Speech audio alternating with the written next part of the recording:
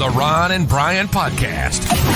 Get ready to fill your ears with the latest news, politics, current events, and whatever else we feel like talking about this week. And now, your hosts, Ron and Brian.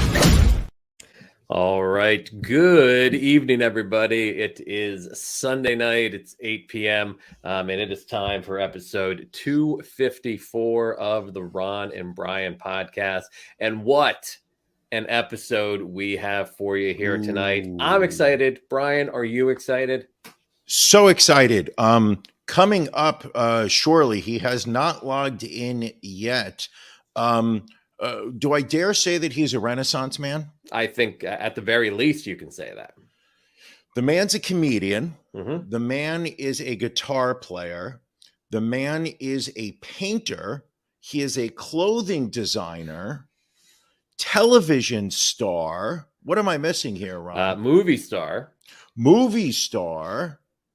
The man is Dave Hill. Yes. And he will be on momentarily. He is not signed on yet, but we've given him the link. I will be mortified if he neglects to log in today. I feel he will be with us. I have the faith. In the meantime, let's do some of our usuals. As always, drink of the week. Drink of the week. Na zdrowie. Salud. Drink of the week. Sláinte. Pause. Drink of the week. Drink of the week. Drink of the week. I did not hit the post on that intro song. That was very, very sloppy, but perfectly fine. Don't worry about it, Ron, because Matt will edit that in. I'm sure in post production. He'll be able to do that. Do not worry about it, Ron. Yes. What are you drinking? Oh, you're starting with me this week? All right. Yeah, we're gonna mix it up. So I'm nursing a tad bit of a hangover today. Hanging out with Jardy's friends of the podcast yesterday at the Glenside Arts Festival. Beers were drank, items were purchased, food was partaken of, a good time was had by all. So I'm keeping it simple this week with a little Liquid Death sparkling water. That's right, Brian. Murder your thirst with Liquid Death. Are you drinking water for your drink of the week? This week I am, my friend. Listen, you've drank water as your drink of the week in the past, so I don't. Yeah, but I was on antibiotics at the time because I was dying of COVID. Listen, you do you, I'll do me, my friend. You tell me what you're drinking then. You shame me with whatever it is you're bringing to the table. I have brought to the table, let's see, what point does this become fuzzy? Hold on. See, this is the screen. All right, we've got Born to Run, which is a blood orange sour ale from our dear friends over at Whetstone Brewing Company. Look at the color of this. Ooh. Nice. Ooh. Ron, we're looking at 3.5% ABV. A classic Ghost ale, Ghost, I think. Ghost. With a citrus twist. Born to Run is everything you want, Ron. Light, only 3.5 alcohol per volume. Flavorful, refreshing, slightly tart, with just a touch of salt and coriander. You will not find any lactose involved in this beer.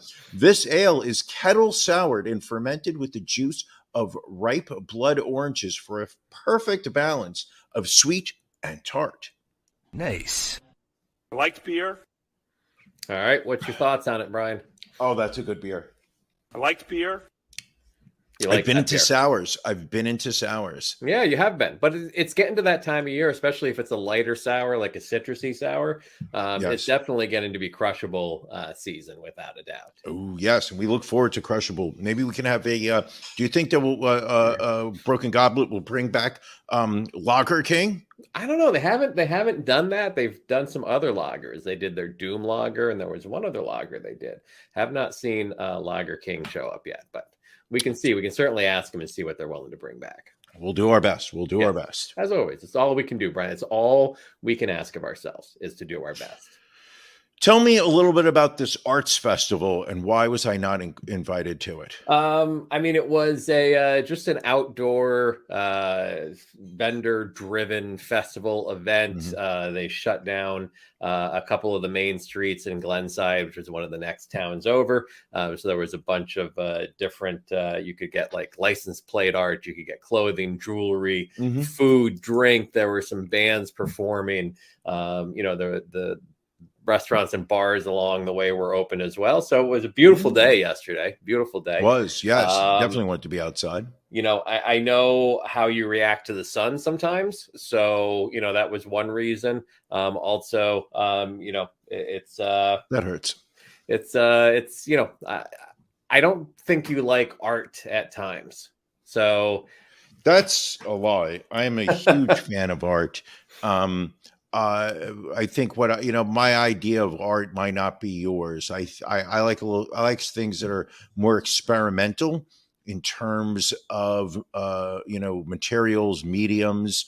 I feel like the kind of things that you define as art really is just a canvas, trapped around a wood frame and somebody throwing some ink on it. That's your version of art. No, to me, art's everything. Art is in the air that we breathe. It's the sounds that we hear. Wow. It's in my blood. Yeah, I will say when I go to MoMA, I'm like, a lot of this does not feel like art to me. And when was the last time you were at MoMA? I'm not going to lie. It's probably been 11 or 12 years. It's probably been longer for me. That's not true. I went to MoMA. I will say genuinely about 15 years ago, and I saw Woody Allen walking around with Sun Yi. Really? I don't know that he knew he was there, because he genuinely looked confused, and she was clearly leading him from room to room. We passed each other probably about 2 or 3 times, and each time I saw him, the first time was just like, oh my God. And he had the little, the canvas bucket hat. Right. And I remember being like, holy shit, that's Woody Allen. And then but I didn't want to interrupt him. So we just, crossed paths.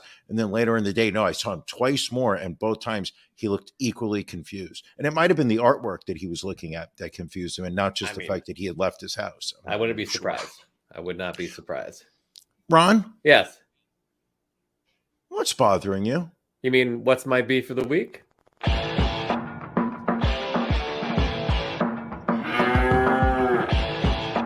Ron and Brian's Beef of the Week.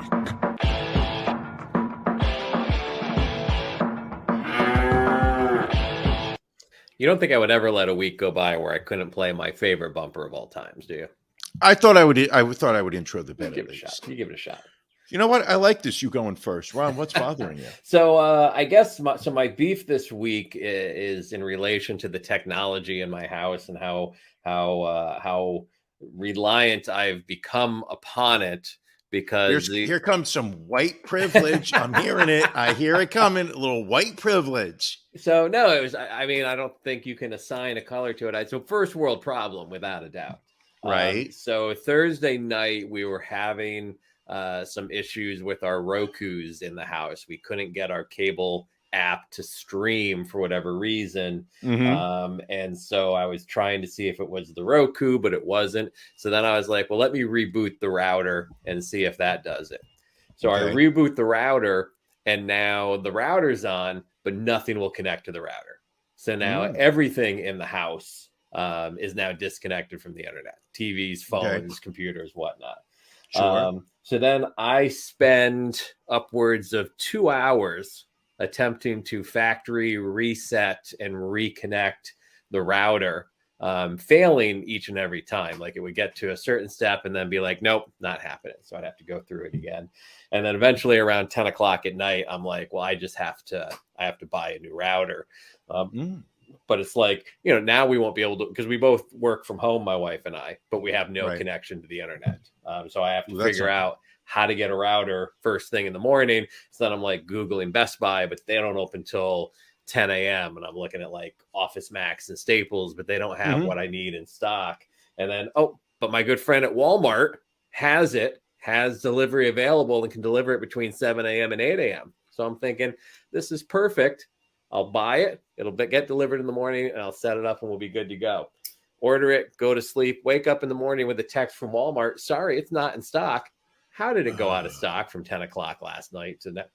But found it available at another Walmart near me. So I ran out, got it, brought it home, got everything set up, at least got online for work, and then had to reconnect every blessed device in the house to the router. A lot of it reconnected, but there were, I would say it's probably a good 25% did not automatically connect. Did you get the same type of the same brand router, or just totally? But I got a different router, but I always keep the same network name and password, so I don't have to reprogram the devices.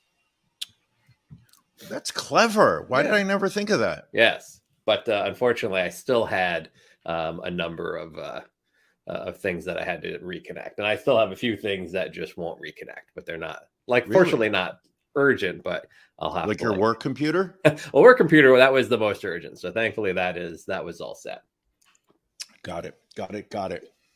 Brian, what's bothering you this week, sir? What's bothering me, Ron? Eating healthy. It sucks. It absolutely sucks. As many of you have listened to, previously on the podcast, I had my physical not that long ago. I was told that I had high cholesterol and I needed to start taking a statin to lower my cholesterol numbers. Went for the follow-up blood work to see how the statin was working. While there, I was chatting with my physician, and they weighed me, and I expressed some unhappiness over the fact that I had felt like I had been making some better decisions food-wise. However, I really wasn't taking off the pounds. And my doctor really kind of gave me this, how do I say this politely, a no-nonsense kind of conversation of stop fucking around. Or you'll find out. Yeah, but I didn't really think that I didn't think that I was behaving that poorly. But he basically was like, yeah, you got like 20 or 25 pounds that you need to take off. Do you track what you eat in a day? Meaning, do I write down or do I mentally? I mean, okay, Grandpa, I don't have an app. You can write it down, but you can also use an app. No. I do not write it down. All right. But I also know exactly. I mean, I know where I'm screwing up. I know the fried foods. I knew the carbs, the bread. You know, when you're asking the waiter for a third basket of bread, you know that you're not behaving. I mean, I'm smart enough to know I'm making some bad life decisions. But over the past 2 weeks, I have certainly tried to eliminate desserts, eliminate sweets. If it's I'll eat a piece of fruit, but I'm not having any kind of pastries or cookies or whatnot. Which is rough. And then I've also, not had any pasta. Right. I've been working out. Went to we did a 35 minutes on the elliptical today. Did 35 minutes yesterday. Weight's coming off. Not going to lie. Right. Dropped a few pounds. But holy fuck, it's not fun. Have you been tracking your calories? I guess is the question. I'm not tracking calories. Right. I'm just eating. I've cut back on portion size. So a salad that I would normally get for lunch and I've knocked out, I've now gotten myself to the point where eating about maybe 2/3 of it. And I've sat there and said, I'm not hungry anymore. Right. I'm feeling satisfied. I would have normally just continued to knock this out, but I'm going to stop right now. High fiber seems to be key also. You get a good amount of fiber and that makes you feel fuller longer. But does it make you poop? I mean, I mean, do you not poop in general? I don't poop often enough. Okay. Then the high fiber, I think, would definitely help. My doctor says since your body has always been like this, I refer to it as a undiagnosed case of IBS. But I go through periods of time where I'll go like 4 days without going, physically feeling fine. Wow. And then I will go like 3 times in one day. There are experts out there saying that you may not be drinking enough water. You should take your body weight times 0.55, and that is how many ounces of water you need in a day. I'm drinking 2 large water bottles a day. Okay. I've got two.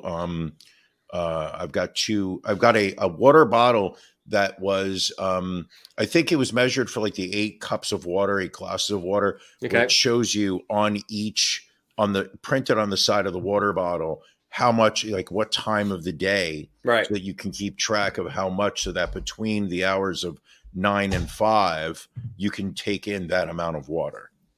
Let's do the math here. Are we? Oh my gosh, are we doing math? So what's well? I mean, if you're willing to admit what your weight is. I am. Earlier today, I weighed myself at 202. That's not too bad. Well, it was 210, maybe 2 weeks ago. So you should be drinking 111 ounces of water. So if you're drinking 8 glasses, which is usually around 12 to 16 ounces. I mean, if you're doing 2 of those, I would think you're doing okay to hydrate yourself. Hydrating is not my problem. And the thing for me is when my pee comes out aromatic and a dark yellow, that's when I know I'm not drinking enough. But when it comes out like almost a clear, like a water, like, that's when I know I'm properly hydrated. So my urine tells me whether I'm hydrated or not. Well, enough talk about your urine, Brian. It is time to bring our guest in. We are very excited. We're both big fans of this gentleman.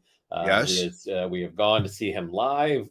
We've seen him perform comedy. We've seen him perform with his bands. We have read his books. We have purchased his artwork. Yes. Seen his movies, seen his TV shows. He has performed in this very backyard out here that you can't see. Who can ever forget when this man appeared in your backyard? Yes. So without further ado, we present to you the Ron and Brian interview with Dave Hill. And joining us this week on the Ron and Brian podcast, one of our favorites, obviously, Mr. Dave Hill. Dave, thank you for joining us today. Thank you. Thanks for having me. I'm pulling the thing slightly closer. There we go. Right. We're getting a good image. I'm the video is like a 9.5 out of 10 right now. Is the sound okay? Sound is perfect. Sound is great. Perfect. All right. It's all happening. There's a very obvious question I think we need to start with here. Looking at everything that you've done in your career, music, writing, comedy, art, the whole shebang, which would you say ranks higher on your career resume, being on this podcast or performing in my backyard back in October 2021? Oh man, that's a tough call. I would say, I'm always a fan of in-person, good times. So I would say you're in your backyard.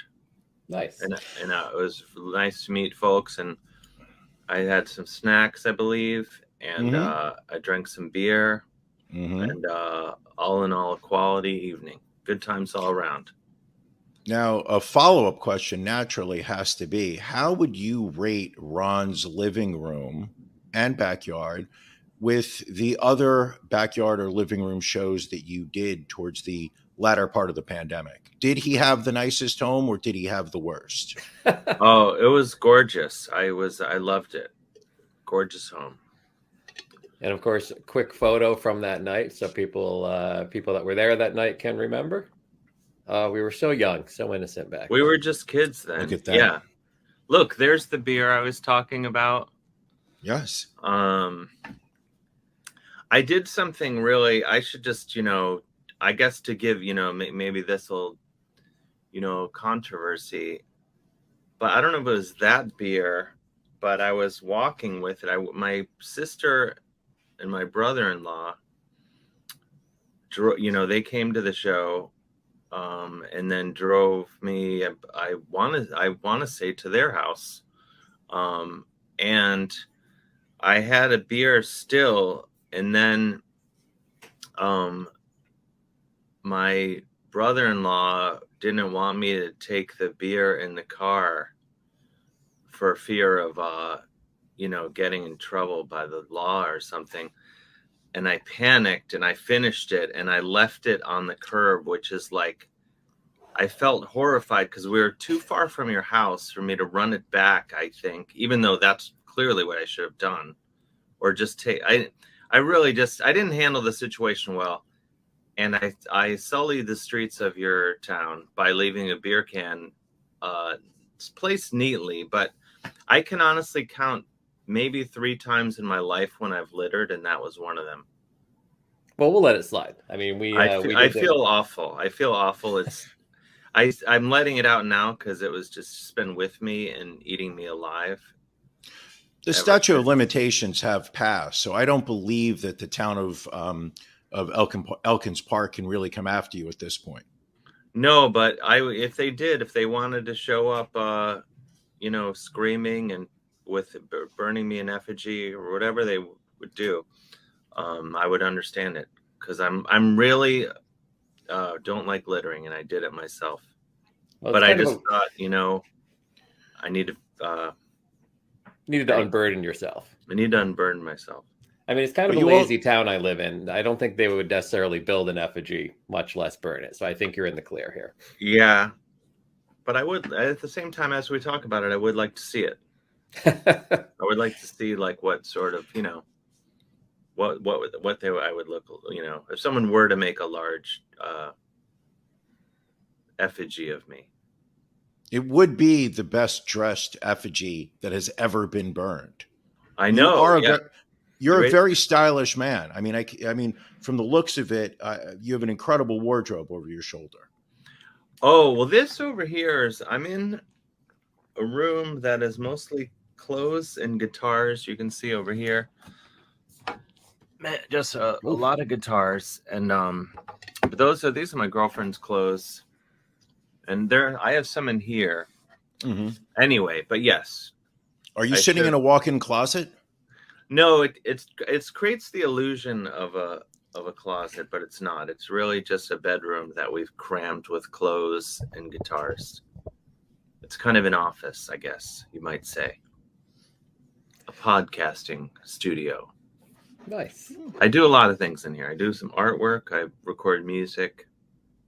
Rip some guitar solos. So we kind of mentioned at the start, I mean, you're a comedian, you're an actor, musician, author, artist, and now clothing designer. Which of all of the above did you least picture yourself ever doing?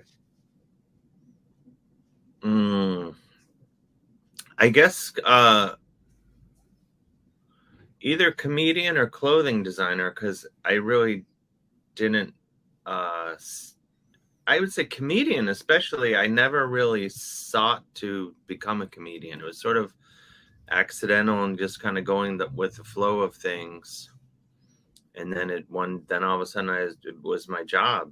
And then I guess fashion designer, or for lack of a better, that sort of came about of painting. Actually, you bought one of my earliest pandemic things that I painted, a saw. Bought a saw, correct? And I started doing stuff, and that I had done stuff like that on and off over the years, but during the pandemic, I really started painting a lot and drawing a lot, and I was doing all these like floral patterns, and I have a friend who works in fashion, and then we were like, oh, let's just make clothes with these kind of patterns on them, and that's how that came about.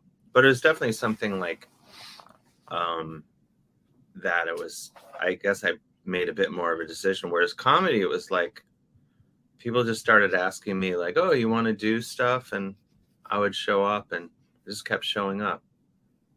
And now look at me. I'm in this clothes and guitar stuffed room. And what would you say was your first big break as far as comedy goes? I'm still honestly waiting for it.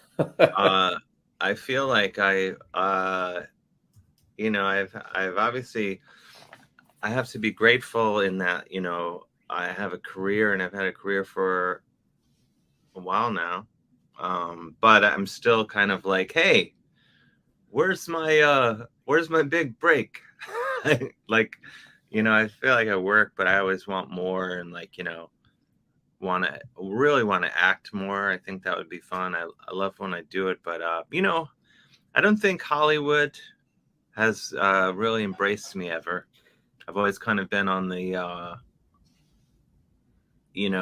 I have fans all over the world, but they're not in Hollywood. I'll tell you that.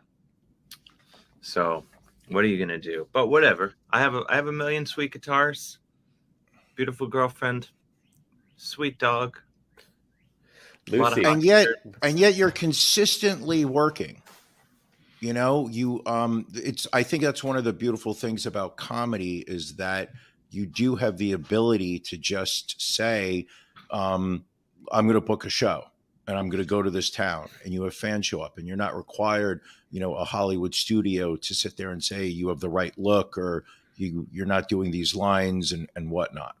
Yeah, I think that's cool. And I'm grateful for that, and that, I can, and more, that's my thinking, is just like go to, people will come out, and I'll just go there and just kind of deal directly with people that want what I have to offer, So, yeah, but I think that's a big part of it, is like, that's why I've always performed live and written books and made music, is because those are like three things that I can do, and there's an audience for it, and like there's not a bunch of people involved whose jobs are on the line of like whether they say yes or no, and they're afraid, so I'll kind of always do that stuff until I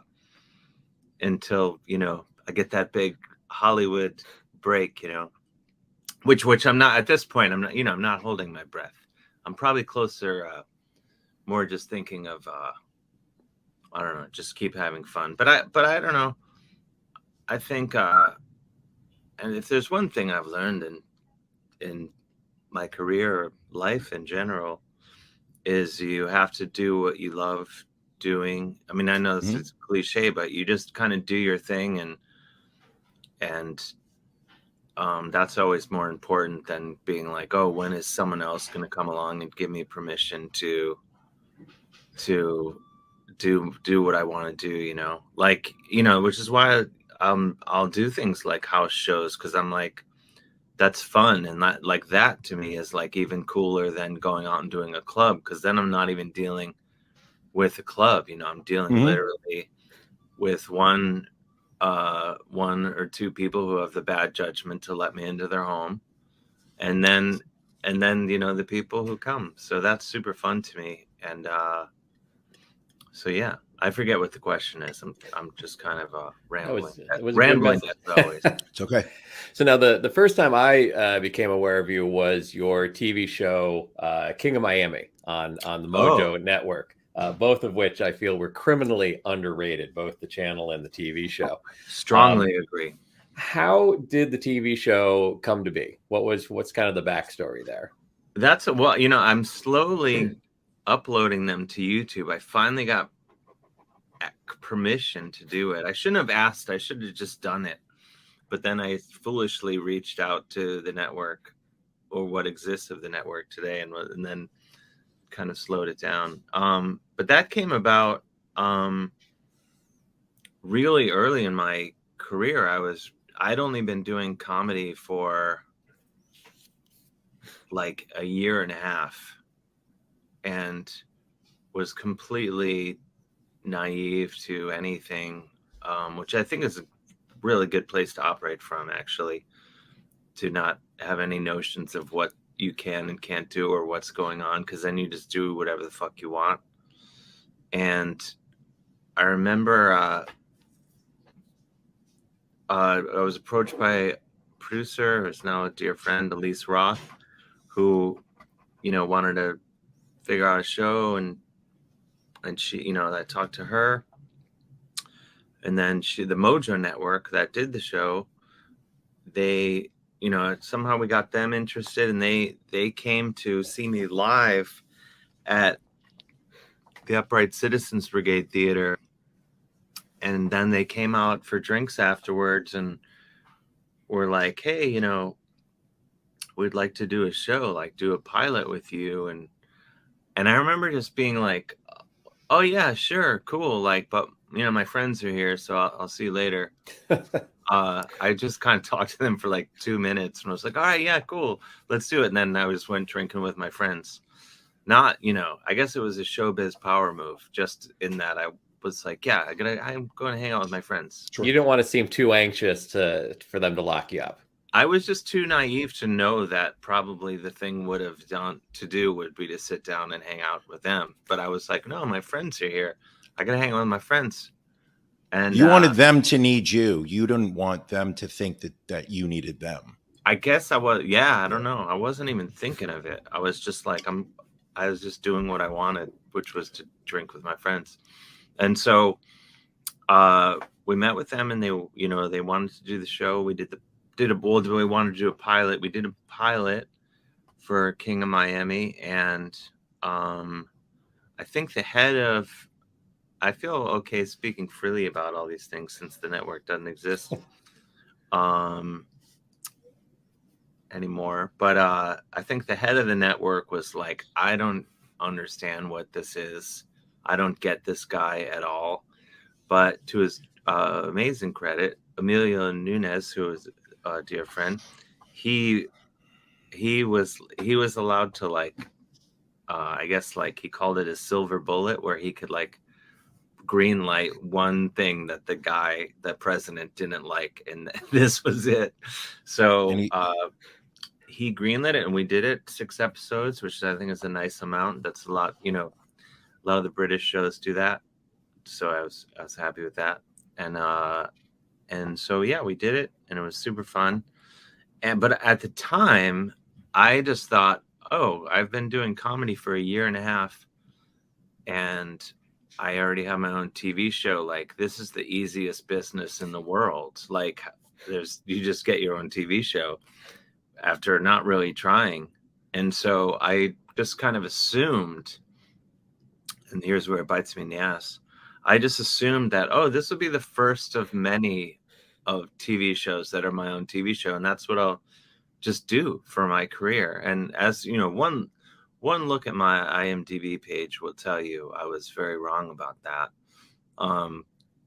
I've done many pilots and presentations, sizzle reel type things where I was a star of, but to this day, no one in show business has given me my own show. So it was a hard showbiz lesson to learn. But as you say, I've kept working. So it seems like Mojo gave a lot of people. Like, I remember I found the Mojo Network because I was into poker at the time, and Antonio Esfandiari and Phil Locke had the show I Bet You, and through that I got to know Three Sheets with Zane Lamprey and King of Miami. And in fact, you and I, to another throwback photo here, we actually met at a Zane Lamprey party going all the way back to 2009. Look at these baby-faced kids right there. I remember that. That was at, like, I can't remember. Is that some, like, big place? Yeah, it was right next to Scores. That's the one thing I remember. Yeah, I can't remember. I remember I went to a couple of those things. If I may, Ron, you're in much better shape today than you were then. Thank you. That was not a great time physically in my life. Well, you're doing better than ever. Well, thank you. I'm just, and really just, you're better dressed now. I mean, you have some serious dad jeans on in this photo. I was not a fan of tapered legs back then. You were a rock bottom in that photo. No, you're not wrong. Dave, I mean, you're really not wrong. Dave, you also look much better now. I don't want just the compliments to go towards Ron. You have also stepped up your game from those years. Yeah, I mean, I think I was a younger man then, and I did not give any thought to what I ate or drank for many years, and now I do. So, but yeah, Zane, I'm still friends with Zane. I haven't seen him in a while, but we keep in touch, and he's a lovely man. But I'll tell you his secret, if I can. He's gonna get mad if he hears that I said this, but I went to one of these things, and I was like, I went to a couple of these gatherings that he did, and I was like, how do you do this? Like, you're the ringleader for a bunch of drinking.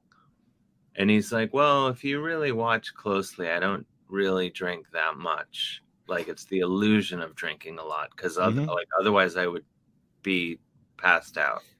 Sure. And then once he told me this, I made a point of making him chug beers with me over and over, because I was just at like one of the stops of his bar crawl. So I was like, I only have to do this, you know, I can chug 3 or 4 beers, whatever, but he's got to keep going. And he was like, you motherfucker. Like, because he couldn't get out of it.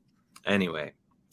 You know, it's true, because we saw Zane this past fall, Brian and I, at a brewery near where I live, and Broken Goblet. Yes. And we drank throughout the entire event. Sure. And come to think of it, he did not drink much. There was a time where Brian decided to take a little nap in the second half of Zane's performance. I may have. Well, the Q&A session, just it went on and on. Everybody had questions, and Zane just had, you know, really long answers, which were all fascinating. But mix that with the high alcohol content of the beers that were sold at Broken Goblet that night, and the fact that I had woken up at 6 a.m. that morning to go to work, it all contributed to me needing a nap. I hear you. And my first thought is, you got to quit that job if you haven't already. Pays the bills. That's the problem. Oh, I'm against it. Sorry. So now you've mentioned recently on social media, you've mentioned you've got a book coming out in October, and you're also finishing up an album. What can you tell us about those projects? The book is called The Awesome Game, and there's a subtitle, but I don't have it in front of me, and I can't even I haven't committed it, because the reason it's not in my brain is because I'll tell you. I could look it up. The reason is because we kept changing it a little bit, and that's why I don't have it committed to memory. But it's called The Awesome Game, and it's about hockey, and it will be out October. It's about hockey and, you know, hockey adjacent topics. There's a bit of memoir in it. There's a bit of travelogue, but there's mostly hockey. There's a lot of hockey. And it's an amazing book, as you can imagine. And I went all over the world. I went to Kenya. There's a team there called the Kenya Ice Lions. I played with them. They're now dear friends. I'm going to go back.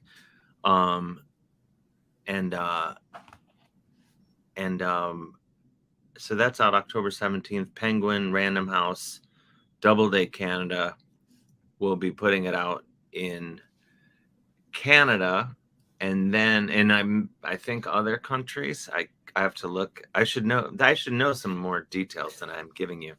But in America, it's going to be Triumph Books is publishing it. So this is my first time having multiple publishers as part of the global assault of my. Usually I've just had one in the past. And so yeah, it's going to be cool. And I'll do some appearances as part of it, all in America and Canada. And then I'm finishing up and it's a great, if you love hockey, you'll love the book. And if you don't love hockey, you'll love the book. And if you don't even like sports, you'll love the book. Yes. Because this is a dangerous thing to say as a man who has just completed a book about hockey. I don't like sports. I like sports, singular, and that sport is hockey. And so the book is just kind of about what's drawn me to this magical sport throughout my life, and why I agree with people that don't like sports, that most sports suck. And I talk about all this in the book. And football fans will be offended by what I have to say in this book. Baseball fans, very offended. No, I don't, give anyone shit for liking these other sports. But my point is that hockey is the superior sport. And, but there's a lot of other stuff in the book. I mean, I pet a lion at one point in the book.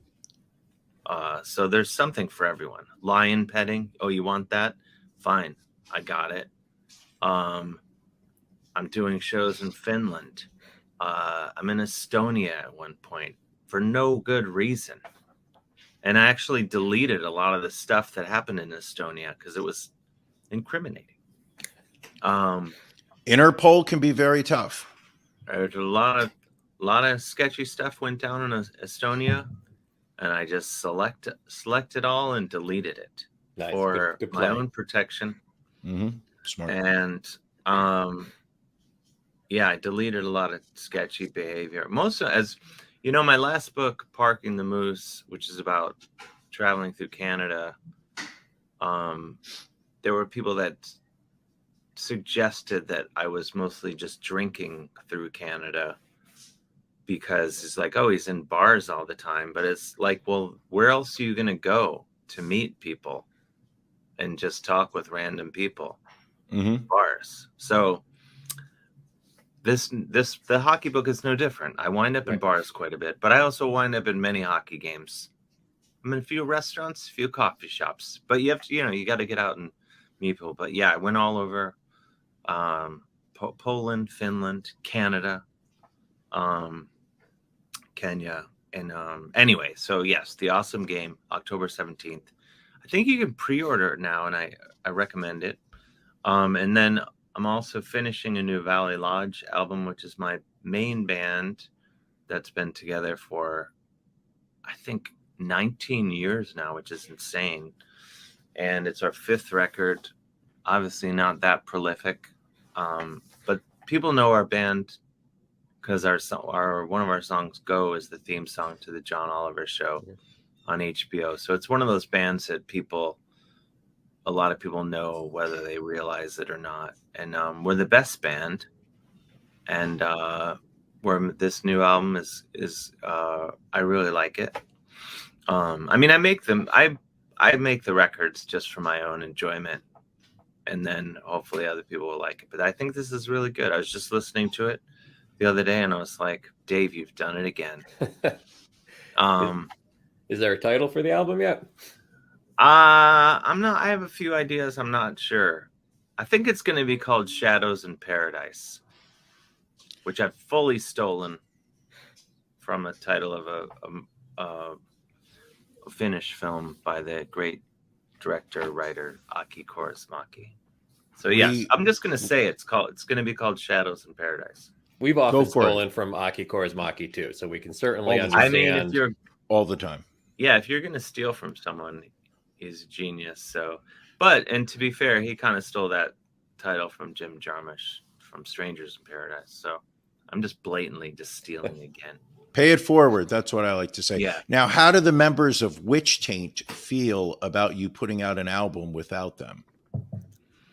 Well, Witch Taint is kind of always, the inception of Witch Taint was just me, and it existed in my mind, and then gradually over the years it was realized turned into a full band, and then that band has imploded, combusted, and now Witch Taint is just down to just me again.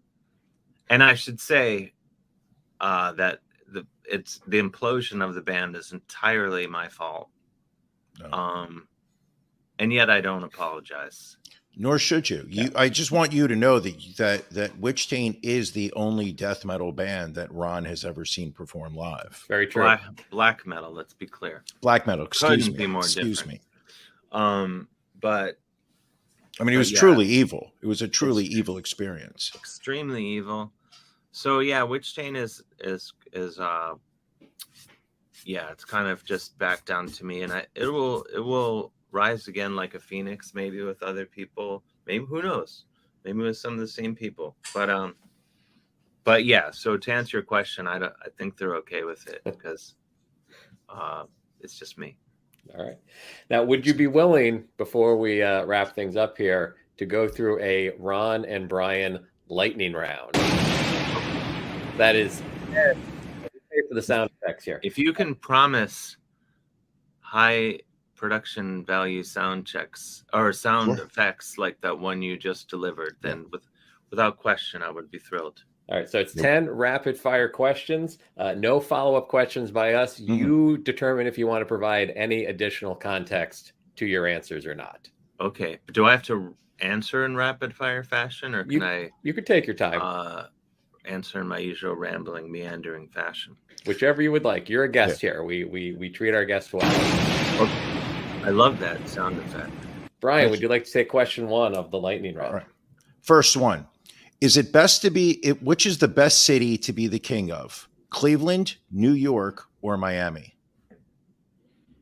Ooh, I would say New York, because it's the center of, I don't want to say the center of the universe, but I do believe it to be the greatest American city. No argument even though from the two of us. Pardon? No argument from the two of us. There are many great American cities, but New York is the greatest one. Thank you. And people can always, there's many things to complain about with New York and everything. But the things that, anyway, so it's New York without question. All right. Perfect. This one might be the toughest question you've had to face so far. F, marry, kill, Lauren Boebert, Marjorie Taylor Greene, Donald Trump.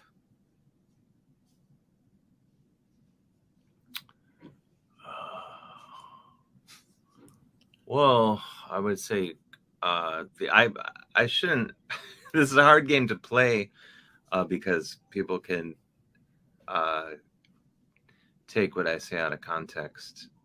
Though, I mean, but I guess I would, for the kill one, I would say the orange fella you mentioned, for without question. To the fuck part, I would say the green person you mentioned, just to get it over with. And marry, I would probably marry Lauren Boebert, because I think she's just quite stupid and could probably be I think she's really stupid and very easily led, and I could probably in a matter of a half hour or so completely rewrite her whole belief system with my mind control techniques. I would love to watch that. I would love to watch that. I think she owns a restaurant, a bar restaurant. Used to. Yeah. It got closed down. Yeah, it got closed down. Why did it get closed down? I think COVID. Yeah. How? And then I remember they reopened a Mexican restaurant in the same physical space. And I remember the media having some fun with that one. But how, of all places to get closed down because of COVID, how would Lauren Boebert restaurant, who I can only assume the people that go there don't believe that COVID is real. So why would they stop going? I feel it was an excuse. Probably just poorly run. Yeah, it couldn't have been COVID. I think Lauren would also appreciate a husband that can go within 500 feet of an elementary school. Oh, what did he do? I don't follow closely. He exposed himself to a underage girl. No, I thought he did. We can say he did because that's a court case. He was found guilty of exposing himself to a minor. To a minor, a boy or a girl? Does it make a difference? I think it was a girl, but ultimately, in the eyes of the law, I don't believe that gender matters. It doesn't make a difference at all. But however, my level of amusement would be different depending on which it was. Ron, while you're looking it up, I'm going to ask the third question, which is, what is a better fashion choice? Hypocrites, these people. Oh, we know that. Absolutely. So right, here we go. So anyway, question number 3, better fashion choice, studded leather vest or a hockey sweater? Ooh, I would have to say that's really tough. I guess I would say hockey sweater, even though I think a studded leather vest, you can really only wear that if you really mean business. It's a lot of responsibility and pressure goes with full metal attire. Like, you have to be. So on the other end, the flip side, a hockey sweater is, as much as I'm wearing one right now, and as much as I love hockey sweaters or jerseys, as they're sometimes called to people who don't know what they're talking about. Even though in my new book, The Awesome Game, I do call them jerseys most of the time, just because I want it to be a book for the layman to also understand. But I think hockey jerseys are kind of the lowest form of clothing. They're nothing quite says I give up more than a hockey jersey, but I say this in the same breath. They are also amazingly cool. I wear them all the time, but I only wear them around my apartment or to the dog run or while exercising. I believe to walk into an establishment, a restaurant, you can go to a restaurant if you're going to a game immediately afterward, or you were just at a game. Still not advised, but yeah, it's a tricky thing. I love jerseys, but I don't. Like Kevin Smith used to wear them all the time, and he just looked like a man not in control of his life. But Snoop Dogg, on the other hand, wears them quite a bit, and he looks amazing. So I guess it depends who's wearing them also. And ironically, you're offering a pre-order for your Dangerous Snakes Who Hate Bullshit hockey jersey on your Big Cartel website right now. Until tomorrow. The orders are almost, and I know there's going to be people who are like, oh, I want a jersey, and it's too late, because the only way to do it is to do them in like bulk. Right. Otherwise, they're too expensive to do as one-offs. And I don't, I try to keep all my offerings reasonably priced for the people. So yeah, they're until tomorrow, and they're pretty cool jerseys. I'm gonna get one. I'm excited. You do. Just real quick, Jason Stephen Boebert, apparently in January of 2004, when he was 24, exposed himself to 2 young women at a Colorado bowling alley. When did he do this? January of 2004. 2004, yeah. So he was his future wife, Lauren Boebert. She was 17 at the time, so I'm imagining these women were friends of hers. How old was he? He was 24. He was 24. Okay, I mean, no age would have made it okay, but I would say definitely by the age of 24, you should know not to expose yourself, especially at a bowling alley or any other recreational sports facility. He was 24 and dating a 17-year-old. Yes. This is who we have in Congress right now. This is really, I mean, Congress. I think growing up, you're taught like, oh, anyone could be president, and that has never been more true. Sure. Than now. Sure. Just the people that are in office. If someone would have told me even 10 years ago, the kind of absolute morons. Sure. And there's always been morons in public office, but now it's like next level head injury patients. Yeah. But whatever, Jason Boebert sounds like a real piece of shit. I was going to say piece of work, but I'll just say shit. There you go. That goes too. Not a fan. All right. Next lightning round question.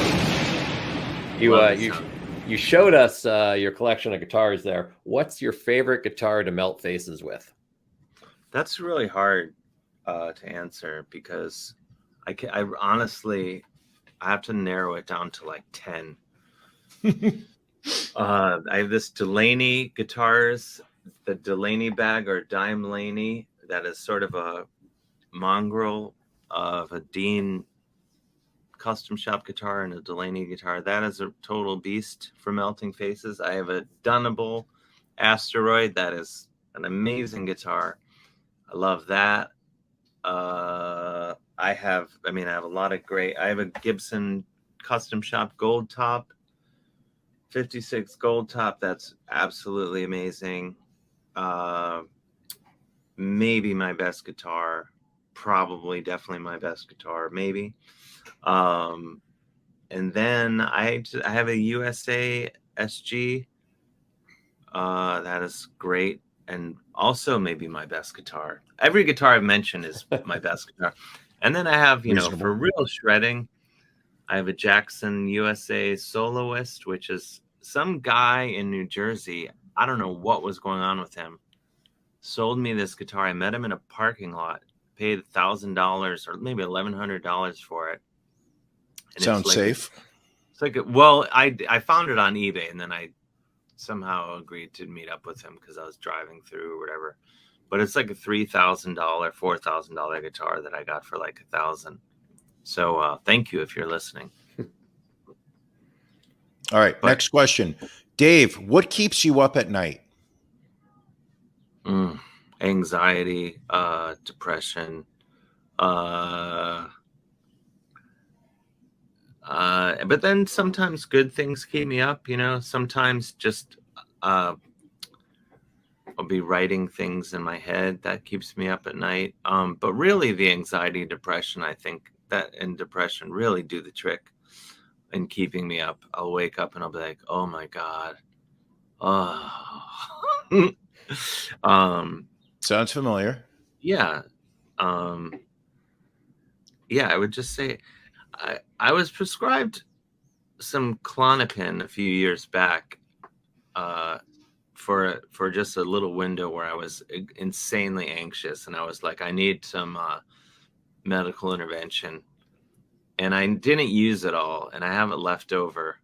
I have leftover Klonopin, very good band name actually, and sometimes I'll just have a little pinch of that if I really can't get back to sleep, but not very often. I haven't been doing it lately. I mean, I went on sertraline a few months back. Highly recommend it. I don't know what that is. So it's like a generic Zoloft. Oh, okay. Well, yeah, Zoloft. I've taken that before. Hasn't everybody at this point in the Northeast? Yeah. I mean, I'm trying to. I hope for a day when I'm hoping to like get maybe 2 weeks of just sanity in my life. Mm-hmm. Just 2 straight weeks. It might come 20 years from now. I don't know. We'll see. All right, you're a well-known ladies' man. Is it better to be king of Miami or mayor of Pound Town? Oh boy, I'd go mayor of Pound Town, I guess. I mean, without question. I'm not saying, that's how I live my life, because I don't. But I would say, between that and being king of Miami, I would, king of Miami, it's great, don't get me wrong. But mayor of Pound Town, come on. Makes sense. Deputy mayor. I'd take deputy mayor. Deputy mayor of Pound Town. I like that. Sure. All right, here we go. What is the best bread to make toast with? I'm a simple man with regard to that. I would say I just like a nice wheat bread. I feel like it's a fairly neutral,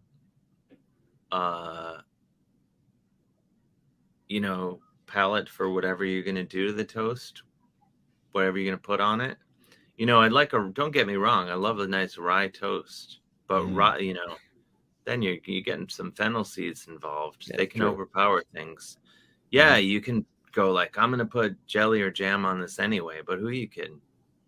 Fennel's going to win in the end. Very pro fennel, though. Don't get me wrong. I love fennel in all its forms. When I was in high school, my friend Pat, his dad was literally the sausage king of Cleveland, and now Pat is actually the sausage king of Cleveland. We would drive around in his dad's station wagon that he used for deliveries of sausage, and it smelled of pig's blood and fennel seed and a bit of oregano. And that is the scent of teenage drinking. To me. Makes sense. All right. Pick one. Dave Hill's podcasting incident, The Goddamn Dave Hill Show, History Fluffer, So You're Canadian, or The Dave Hill Good Time Hour. Those are my various podcast radio iterations I've had over the years. I would say it's a tie. Dave Hill's podcasting incident, when I started, it was sort of like not, it was before there was 78 million podcasts. There's getting to be more of them. And I feel like the initial run, there was like a good audience for it. And you could sort of get away with, I think, anyway, blah, blah, blah. I guess that was the first one, so it has a special place in my heart. But the goddamn Dave Hill show on WFMU, I really like doing that because I love the idea of, I love terrestrial radio. I like, even though, many people listen on the internet, obviously, but I like the that people could just find the show on their radio dial and hear this show and be like, what is happening? And here there's a phone number. There'd be people that would call in that had no idea what was going on. And I love that idea. There's like a certain, like, I love that feel of late night radio, like that somehow it's like you're connecting with this thing that's coming from a outer space radio tower or whatever. And like, it just reminds me of being a kid and turning on the radio late at night and flipping through and listening to the rock station, or you might just try to find the weirdest nut job on AM radio babbling about whatever. So I like the opportunity to be either of those things to people. So yeah. All right. Good. All right, here we go. Lightning sound, please, Ron. Oh. Thank you very much. Which is the more intimidating musician to perform next to? Puddle's Pity Party or La Sinistra? Well, they're both amazing vocalists. So I'd say it's kind of equal because they're both super talented. I guess La Sinistra is a bit scarier, much scarier. Puddles isn't scary at all. He's an absolute sweetheart. So I would say maybe the La Sinistra is a bit more intimidating because she's terrifying. I just remember seeing Witch Taint at Mercury Lounge, and when she just first started singing, just that voice just blew through you. Well, she's amazing. She, if I can break the fourth wall or whatever, sure. That's Jen Valley, and we had her sing. I met her actually. I maybe met her at FMU, or I met her. I can't even remember. But I met her, and then I saw a clip of her singing on Instagram, and was like, "Holy shit!" She's like a world-class opera singer. So when we started making the Witch Taint record, we had her come in and do, some backup vocals. And then when we started playing live shows, we were like, oh, you should totally be, in the band and play with us live. So now she's singing on, I'm excited. She sang a bit on the new Valley Lodge record. So, nice. And she sounds great. So, amazing vocalist. And Puddles as well. Yeah. So she's not bitter over the fact that Witch Taint has imploded? I think she wasn't. I think she maybe took it harder than I did. But I mean, because it was fun, So I think but I don't know. Maybe I'm sure we'll perform together again in some form. All right. And final question: better title for this episode, "Sexy Time with Dave Hill" or "Porkapalooza with Dave Hill"? I gotta go Porkapalooza with Dave Hill because that just sounds better. I mean, we have the name of our episode. I'm already picturing the T-shirt and all the things. Yeah, without question. It's all about the merchandising. Plus about the merchandising. Yeah, Porkapalooza. It's more rolls off the tongue. It's got a little bit of alliteration. It really brings a lot to the table. Everyone's having fun. Yeah, I think that's good. Well, we appreciate, Dave, you being on the show. It's been a fantastic interview. Later this week. No problem, folks. You can catch Dave Hill in upstate New York Friday night in Glens Falls, New York at the Park Theater, October 29th in Schenectady, New York, Proctor's Underground. I was actually born and raised in Schenectady. Have quite the I was actually scarred in my childhood due to Proctor's Theater. Real quick story if you guys have a minute. Sure. So 5th or 6th grade, I win a spelling bee at my local school, go to the regional spelling bee for a chance to go to the States.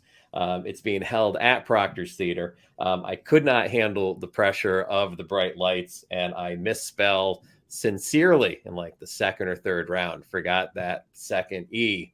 And so that was my first crushing defeat in front of a large group of people that took place on that Proctor stage.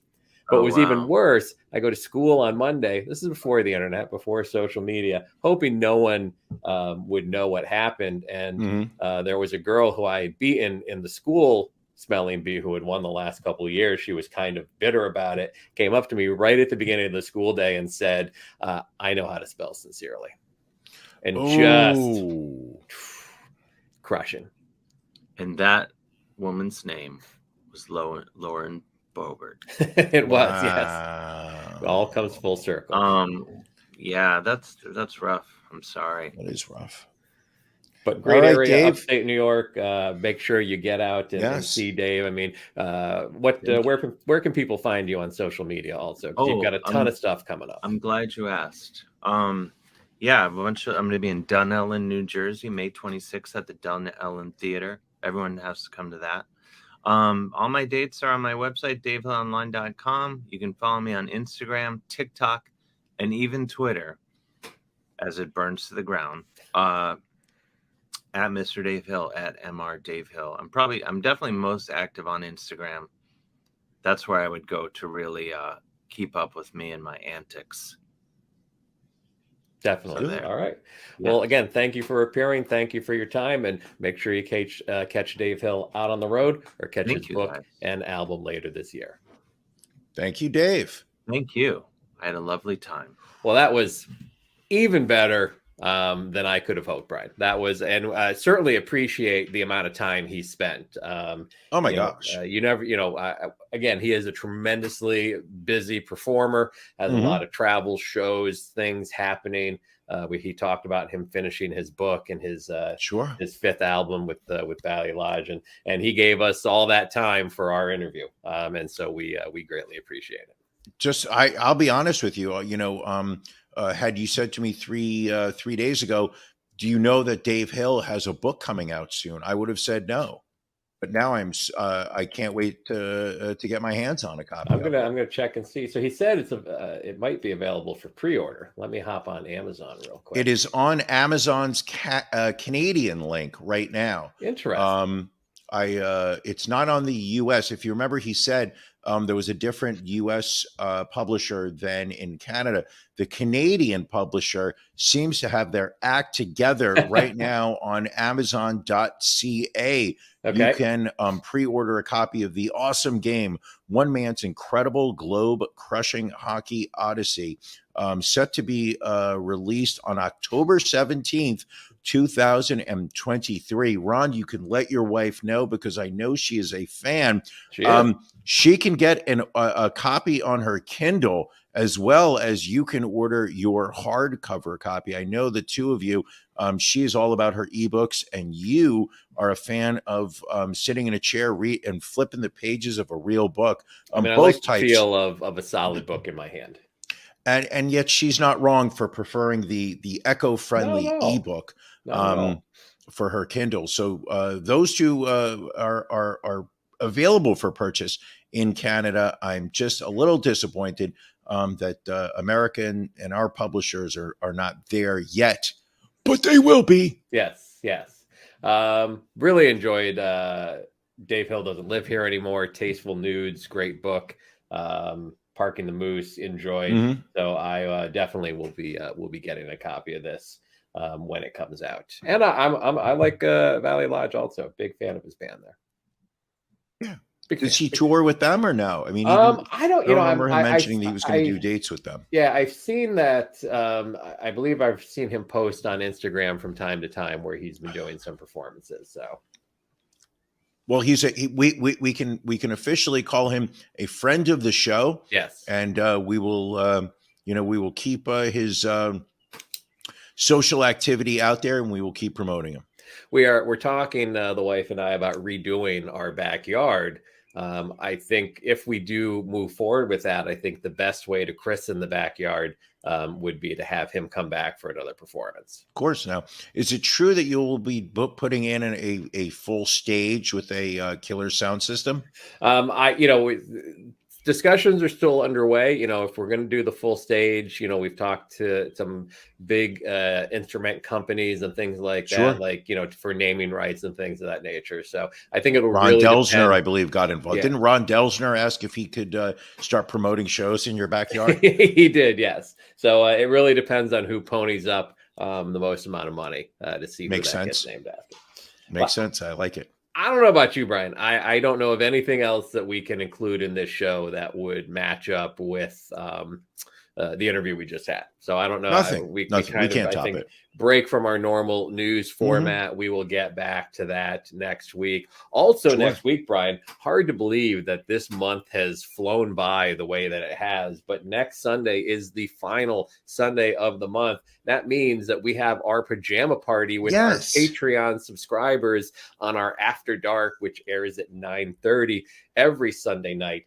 You can join live for as little as $10 per month. Well worth it from a subscription price point. You get some great swag at the different levels. But like we said, next week we have our pajama party where our Patreon subscribers can come on live with us. And I believe it's time for a Can You Beat Ron? Because I think March we will be doing Can You Beat Brian. Yes, we will be doing Can You Beat Ron next week. And I believe since no one was able to beat me back in February, we have rolled over the prize money. And this month, if someone is able to beat me, $50 will go to a charity of the winner's choice. Their choice. I am going to do everything within my power to make sure that doesn't happen. Because you're so powerful. You are I like to win. So all I do is win, Brian. So if you want to become a Patreon subscriber, go to RonandBrianPodcast.com and you can check us out there. Brian, there we go. Anything additional? I mean, again, this has been a banner episode. I thought episode 250 was great, but I think 254 may have topped it. Yes, I agree. This is, as the numbers get higher, the standard of what is a great episode keeps increasing alongside it.